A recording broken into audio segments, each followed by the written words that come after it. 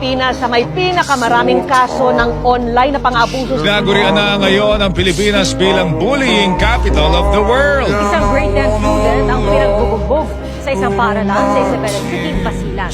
Ang mitya ng krimen, madalas na pambubuli umano ng biktima. Thank you for your kindness.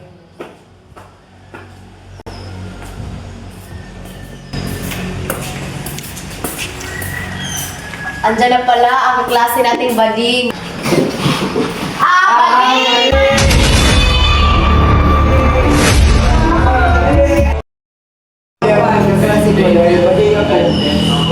Kasalanan dahil ganyan ka. Sadyang panghusga lang talaga sila. Magandang araw, class. Nabalitaan ko ang ginawa niyo at alam niyong mali yun. At pinatawan niya sila ng parusa dahil sa kanilang ginawang pambubuli sa kanilang kaklase.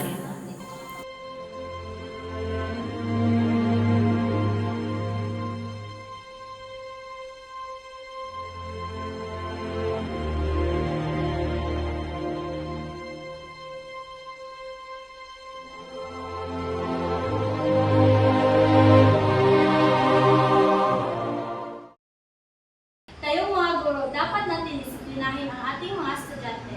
Siguro kinagaya kung anong meron ako. Lahat tayo ay may karapatang tratuhin ng tama at respetuhin. Walang masama sa pagiging iba. Respetuhin natin ang LGBTQIA+. Maraming salamat sa Panginoon. Kami ang unang pangkat. Magandang araw.